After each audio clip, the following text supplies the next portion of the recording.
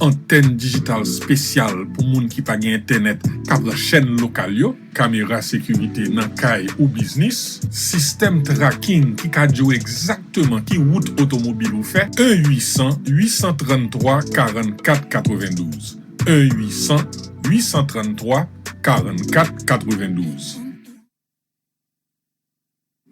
Imagine Art Media Productions, with nearly 20 years of experience, provides clients with a variety of marketing and production services. Imagine Art can help promote your business on any local or global media platform. We handle all aspects of your campaign, from creative content production to campaign strategies.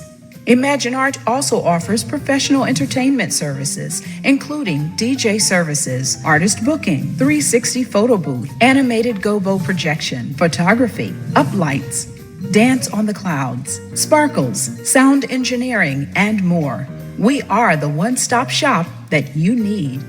Visit our website or call us at 305-303-0415.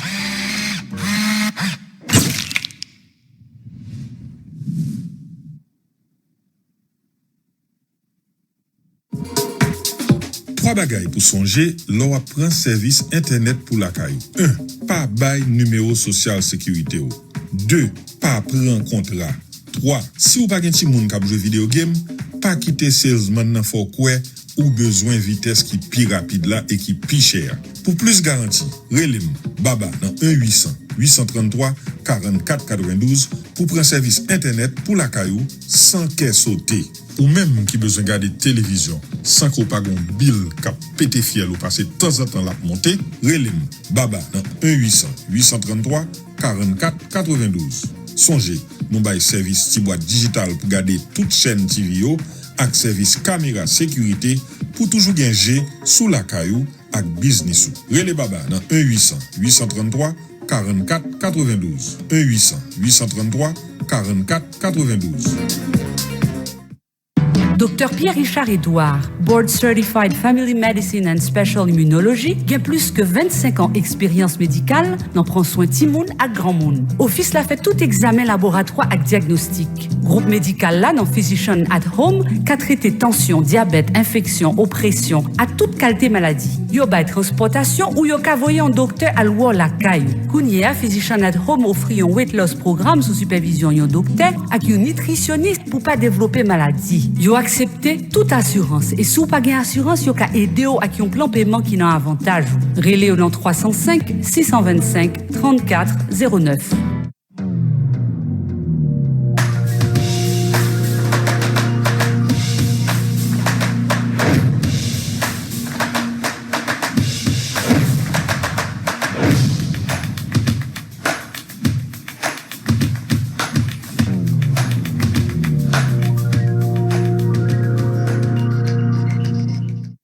Bonsoir mesdames et messieurs et bienvenue à notre show Cherchez l'artiste.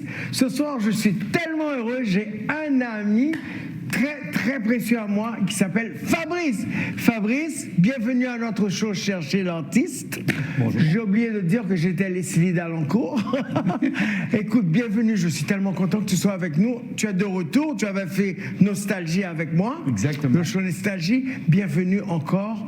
Et nous allons parler d'autres choses que tu fais. À part l'immobilier, dis-nous un petit peu, parle-nous un petit peu de toi, ça c'est ta caméra. D'accord, bonjour Leslie et d'abord merci de m'avoir invité. C'est un plaisir. Donc merci, oui en effet, je suis Fabrice Hernandez, je suis broker ici sur la Floride et nous faisons à la base de l'immobilier, mais nous sommes spécialisés essentiellement sur les investissements de projets dans le cadre d'une immigration aux États-Unis.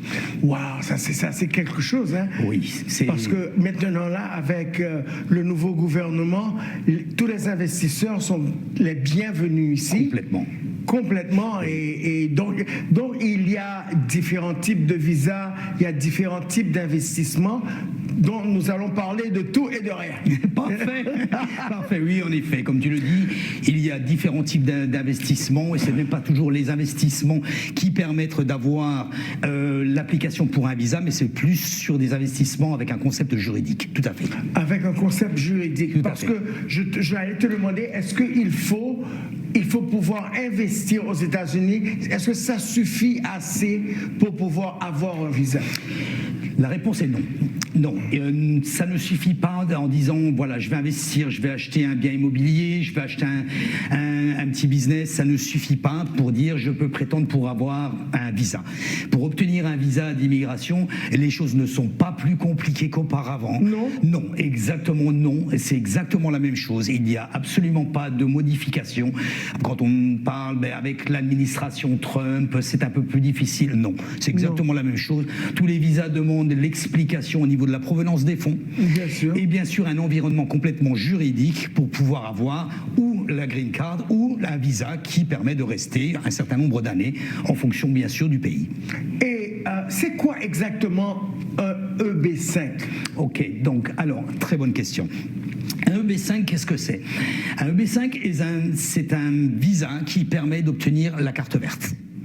Donc c'est un investissement qui se situe entre 800 et 1 million de dollars, mais qui n'est pas un achat immobilier à la base. C'est une levée de fonds, exactement, que vous avez avec un centre régional qui permet d'avoir l'application sur ce B5 avec une création d'emplois de personnes américaines, minimum 10, et donc avec un minimum de montant, comme je viens de le dire, de 800 à 1 million, et bien sûr avec des endroits précis.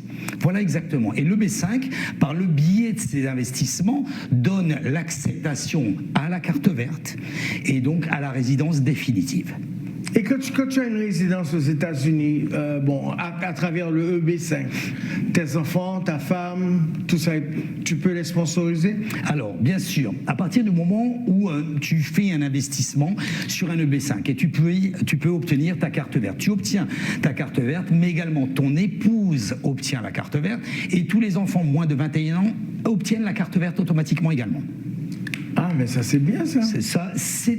Le B5 est vraiment, réellement, c'est le meilleur moyen et le plus facile aujourd'hui pour pouvoir avoir la carte verte. Et il faut seulement de 800 000. C'est quoi TEA? Alors, ce sont des principes qui sont, ce sont des centres régionaux qui sont approuvés directement par l'USCIS.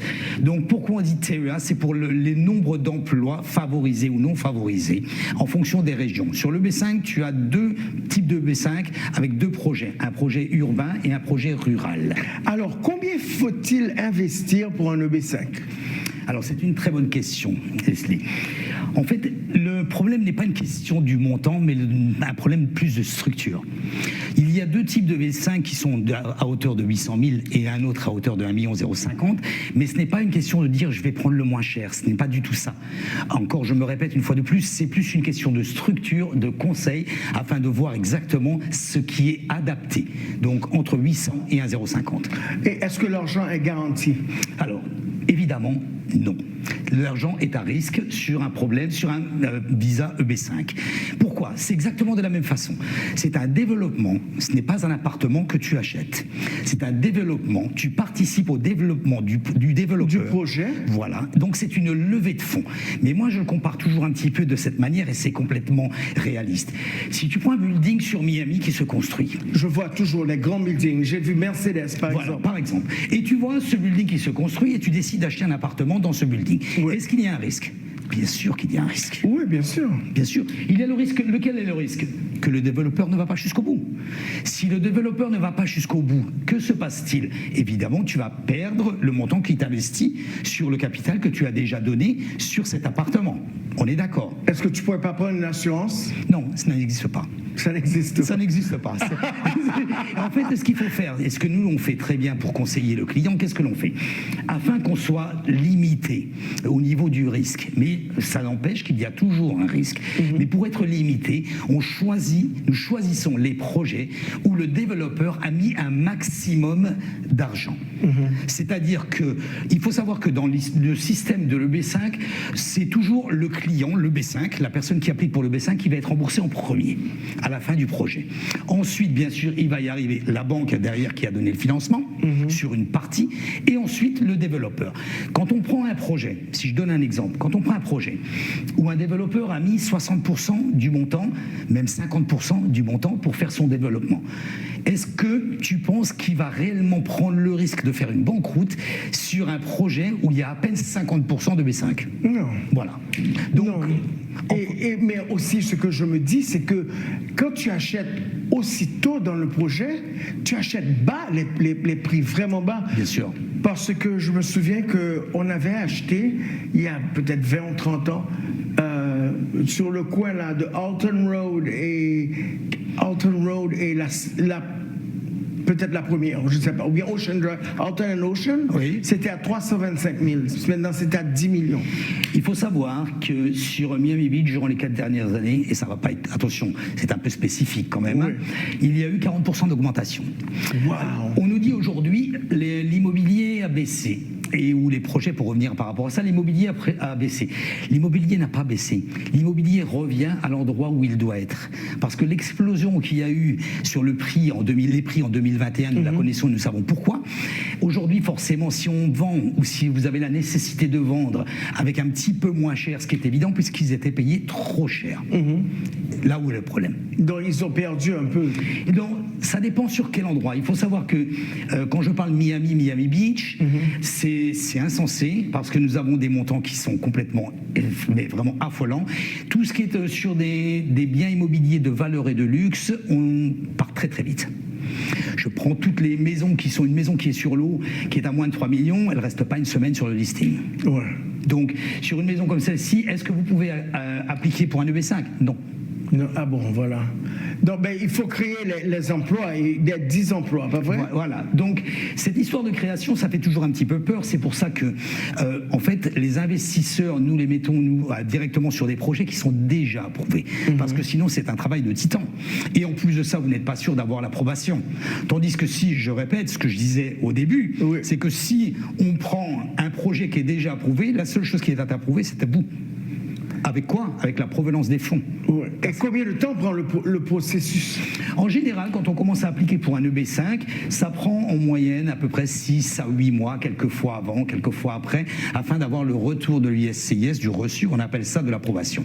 Et la carte verte, en fonction d'un projet rural ou urbain, on l'a beaucoup plus vite avec un projet rural, aussi bizarre que ça puisse être, et ça prend à peu près au bout d'un an, vous avez la carte verte. Mais c'est bien ça. Oui, c'est moi d'un an, mais est-ce que lorsque tu as appliqué pour la carte verte, tu peux faire du business aux États-Unis when it's pending? Of course, I understand. Donc, il faut savoir que appliquer pour la carte verte ne donne pas le droit de travailler. Durant cette application de carte verte ne te donne pas le droit, tu peux venir aux États-Unis bien sûr, mais si tu es français par un ESTA, par une application touristique, mais ça ne te donne pas le droit de travailler. Tant que tu n'as pas la carte verte entre les mains et le droit de travail, bien sûr tu l'as automatiquement avec la carte verte, tu ne peux pas dire je travaille. En contrepartie, ça ne t'empêche pas de créer une société et de faire un business. Que la société puisse le faire. Parce qu'il faut savoir que même en tant qu'étranger, vous pouvez acheter une société, vous pouvez faire tourner une société et faire des bénéfices complètement légalement ici aux États-Unis. Vous pouvez être étranger, ne pas avoir une carte verte et avoir une société aux États-Unis, bien qu'en résident en France. Complètement. Eh ben, c'est magnifique ça. Oui, c'est formidable ça. Donc, est-ce que cet investissement immobilier personnel permet le B5? Non. Non. Okay. Ce qu'il a la possibilité de faire, et là je vais te donner un tips, parce que c'est quelque chose que nous avons découvert et qu'on applique aujourd'hui et qui marche complètement. Qu'est-ce qu'on fait ? Il faut savoir que si tu achètes un appartement, tu ne vas pas avoir la possibilité d'avoir un EB5 ou une carte verte ou ce que tu veux au niveau de la résidence par le biais de cet appartement, même si l'appartement vaut 3 millions de dollars. D'accord ? Oui, il faut employer des gens, il faut leur donner du travail. Ou, parce que ce qui est un peu plus compliqué, c'est que tu peux faire différemment, c'est-à-dire tu peux acheter un bien immobilier, je vais dire n'importe quoi, un bien immobilier d'1,5 million par exemple, et de faire un nantissement, de récupérer le montant ici par le biais de ton bien immobilier et appliquer sur le B5. L'avantage que tu as, c'est que tu fais le levier, parce que tu peux louer ton bien immobilier, avec les revenus ici, et tu prends le capital et tu appliques pour ton B5. Donc tu possèdes les deux. C'est magnifique. Ça, c'est un type que l'on a trouvé et qui fonctionne très très bien. Et ça permet d'avoir les deux. À la fin de l'interview, tu vas nous donner ton numéro et tout ça. Nous allons prendre une petite pause et nous serons de retour dans juste une minute. Parfait.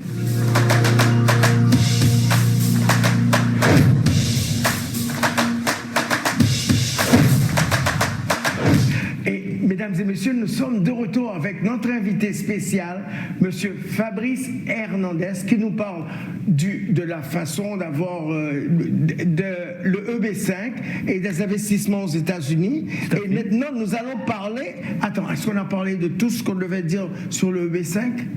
Ben, on pourra toujours récapituler plus tard. Oui, on a bien signalé que la provenance des fonds était la chose la plus importante. Oui. On a bien signalé que le moyen le plus simple était de passer par un centre régional. Et on a signalé qu'on pouvait faire un levier en achetant un bien immobilier et en reprenant l'equity afin de pouvoir appliquer pour le B5. Ça, c'est magnifique. Moi, je trouve que c'est magnifique. Ouais, et là, on doit te consulter. Hein? Oui, parce que c'est une idée qu'on a eue et qui fonctionne. Alors, maintenant, il y a le visa E2, qui est un visa d'entrepreneur. Tout à fait. Est-ce que tu peux m'en parler un peu? Bien sûr. Alors, le visa E2, on a beaucoup de questions là-dessus. On nous demande toujours quel est le minimum. Il faut savoir qu'il n'y a pas de minimum et il n'y a pas de maximum. On peut acheter une entreprise de 100 000 $ et appliquer pour le visa E2. Le visa E2 est un visa où on n'aura jamais la résidence. Voilà. Il faut savoir que le visa E2, il a un gros avantage, c'est qu'il peut être acquis très rapidement et à partir du moment où on a tous les checklists.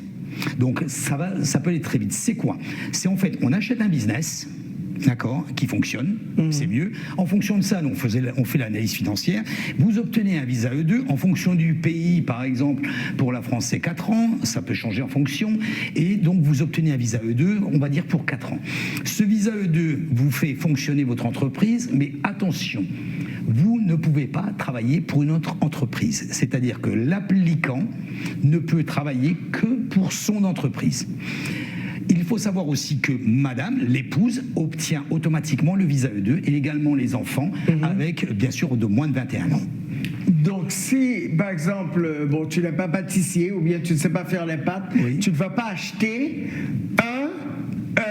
une pizzeria. Alors ça, c'est une super bonne question, Leslie. Parce qu'en fait, détrompe-toi. Et ce qui se passe, c'est qu'il y a des gens qui veulent faire une transition entre le E2 et le B5, parce qu'on peut faire, et qui préfèrent faire un E2, et même s'ils sont docteurs, acheter une pizzeria, et appliquer pendant ce temps-là où ils sont ici, ce qui est complètement possible, pour un EB5, faire un changement de statut au moment où c'est possible. Ah, on peut faire le changement de statut. Complètement. Et c'est à ce moment qu'on va voir notre ami Marcel Poirier. Voilà, alors exactement. Alors c'est pour ça, là j'allais le dire, nous travaillons en collaboration avec essentiellement Marcel Poirier parce qu'il n'y a aucun échec. Oui. C'est la première chose. Non, c'est la perfection totale. Voilà, complètement, totale. Et donc deuxièmement, parce que nous ne sommes pas avocats, nous pouvons donner tous les conseils du monde, mais nous sommes obligés de rediriger justement sur l'avocat d'immigration qui va bien expliquer comment ça va se passer et toutes les étapes. Et d'ailleurs, on a besoin de l'avocat d'immigration pour pouvoir faire aussi bien le E2 que le B5. Oui, c'est vrai. Voilà. C'est très important. En fait, c'est le point culminant le plus important et c'est vraiment la chose à la base. C'est-à-dire que si tu viens demain, tu dis voilà Fabrice, je suis ici en France et je voudrais venir aux États-Unis par le biais d'un E2. La première chose par laquelle on va commencer, on va déjà voir avec l'avocat. Parce qu'on sait pas, on n'est pas avocat, on ne sait pas comment tu veux le faire, pourquoi tu veux le faire. Comment transférer l'argent, comment faire tout ça. Voilà, parce que légalement. Voilà, et contrairement à ce qu'on peut dire, c'est que même pour le E2, c'est devenu plus dur avec l'administration Trump. C'est faux. Et on a toujours eu un contrôle au niveau des fonds. On ne peut pas amener des fonds. On peut nous donner des fonds. C'est possible d'avoir une donation, mais on ne peut pas amener des fonds où on n'a pas justifié l'origine pour pouvoir appliquer pour un E2 ou un E5. Et quel genre de business fonctionne bien aux États-Unis pour un E2? Tous les business fonctionnent bien.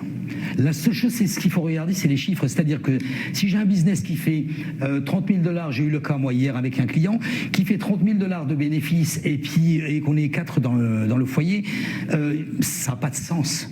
Et même, est-ce qu'il y a un minimum de profit que le business doit apporter par mois ou bien par an pour garder le E2? On est au moins, sur un couple avec un enfant, 2 enfants, il faut au moins avoir un business qui rapporte à peu près dans les 70 000 $.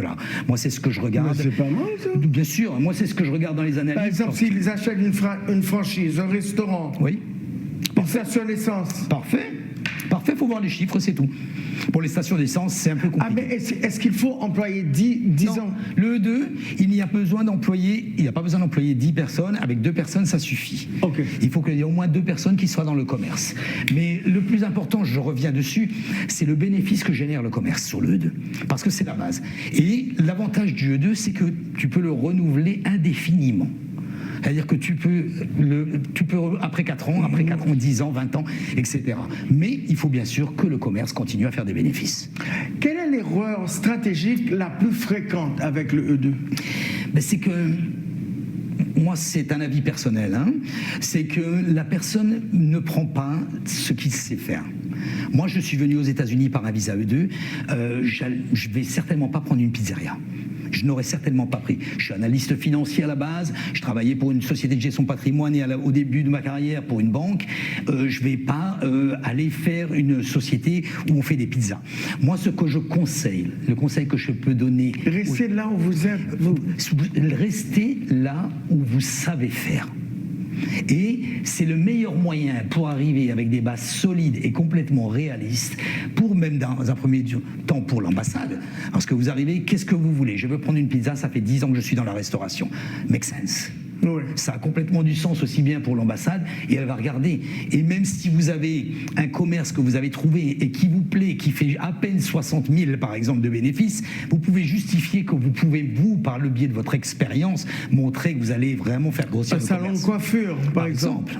Par exemple.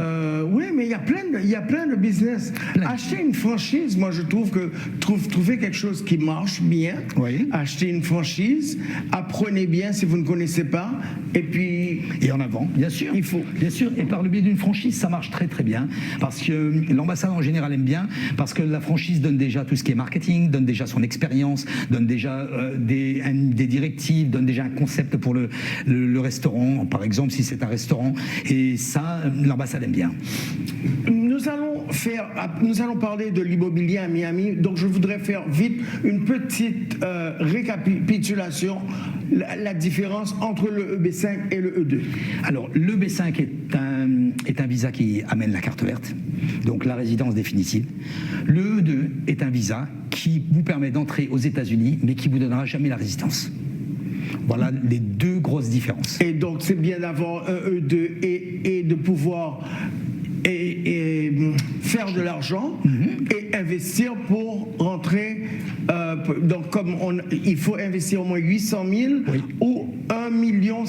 C'est ça, en fonction du projet. Bon, maintenant parle-moi un peu de l'immobilier à Miami. Alors, qu'est-ce que tu veux savoir sur l'immobilier à Miami? Du reste, j'ai été à Miami Beach l'autre jour. Oui. Et j'ai pas reconnu, et j'habitais à Miami Beach, hein. J'ai habité 15 ans à Miami Beach. Ouais. Je n'ai pas reconnu downtown Miami. Of course. J'ai pas reconnu la façon pour rentrer à Miami Beach. Je me suis perdu, je suis rentré dans un tunnel. Je ne savais pas qu'il y avait un tunnel à Miami. Donc, apparemment, il y a quelque chose qui se passe bien. Et j'ai vu des édifices. Je pensais que j'étais à New York. Oui, alors... Et du reste, tu travailles avec New York aussi, toi. Oui, je travaille aussi avec New York, oui. Miami a complètement changé. Aujourd'hui, on voit le pont, le signature qui arrive. Beaucoup de choses changent sur Miami. Il y a aujourd'hui 113 nouveaux développements sur Miami Beach. Je parle bien sûr de tout l'ensemble. Donc ici, oui, forcément, Miami a complètement changé. Miami est devenu l'attraction des New-Yorkais au début. Oui. Aujourd'hui, maintenant, c'est au tour de la Californie. Oui. Et pourquoi? Parce que c'est très simple. Déjà, l'évolution à Miami est devenue exceptionnelle. Le downtown est devenu FiDi. Donc, c'est vrai qu'il y a beaucoup d'évolution. Et la chose très, très importante, c'est que nous n'avons pas de taxes à Miami. On n'a pas de taxe. On n'a pas de taxe d'État dessus. Oui. Et nous avons, là, en ce moment, on est en train de parler qu'on va certainement nous supprimer la property tax. Oh my God, that would be beautiful because I can't pay my property tax. Donc forcément, à partir de là, et nous on le voit, aujourd'hui c'est plus primé par l'immobilier de luxe, les développements sont approuvés, et donc il y a vraiment un très grand... C'est magnifique d'investir maintenant à Miami. Hein? C'est vraiment, ici à Miami, pour investir c'est vraiment l'idéal. Je te le dis et je le répète, ok, j'ai pas la boule de cristal, attention, mais l'évolution au niveau des prix, on a eu les biens immobiliers qui ont évolué de 40% en 4 ans. Nous sommes à 10% par an. Nous avons des studios qui sont ici sur Brickell, qui sont à 700 000 $, qui valaient dans les 300 400 000 $. Oui. Donc, ce qui est vraiment... Bon, nous tombons maintenant sur des... Oui. On a Dolce Gabbana qui s'est installé, le Mercedes-Benz que tu le disais. Oui, c'est où ça, Edgewater? Edgewater, c'est sur le... Alors, quand tu as le pont de la 41, on arrive juste derrière le pont de 41. Ici, c'est construit Aria Reserve. Ok. Là où Mount Sinai Hospital est. Oui, juste après. Ok. Juste après. Donc, Et Sunny Island? Sunny Island, c'est de l'autre côté. C'est en partant sur Miami Beach et on monte sur Mid Beach et en remontant. Est-ce qu'il y a des beaux investissements là? Il y a de très très beaux investissements, dont le Bentley par exemple. Ah bon? Oui, il y a le Bentley Building qui est en train de se construire, qui a d'ailleurs déjà commencé. Un petit peu plus bas, c'est déjà construit. Il y a le Porsche Towers. Donc dessus, il y a le Jade qui est là-bas. Il y a beaucoup de très très beaux buildings sur Sunny Isles qui se sont construits et d'autres qui se construisent, qui sont magnifiques. Je ne veux pas qu'on ne donne pas ton numéro. Il faut donner la façon de te rejoindre. Oui, bien sûr. Vous pouvez me joindre par mon nom, par mon prénom, très facile, sur ma chaîne YouTube. Et mon numéro, très facile, 786 603 01 84. Il fonctionne également pour WhatsApp. Mon email info@mon nom et mon prénom fabricehernandez.com. Et donc vous pouvez me joindre par email, par texto, par WhatsApp. Magnifique. On va continuer à parler. Oui. Je ne voulais pas que les choses se terminent comme ça sur moi et qu'on n'ait pas donné le temps de donner des informations. Par exemple, si tu devais donner un conseil à quelqu'un qui a, mettons, 450 000 à 700 000 $, oui, et qui ne veut pas avoir, je ne sais pas, une propriété qui pourrait peut-être faire un peu d'argent et revendre. Alors, c'est très bien. Aujourd'hui, Miami n'est pas une ville, n'est pas un État où tu vas investir pour faire un flip. Ce qu'on appelle un flip, ça veut dire quoi? Ça veut dire j'achète quelque chose, je le rénove et je le revends. Aujourd'hui, ça n'existe pas, Miami. Et donc, ne cherchez pas l'aiguille dans la botte de foin, elle n'existe pas. Aujourd'hui, ça n'existe pas. Croyez-moi, crois-moi, ça n'existe pas.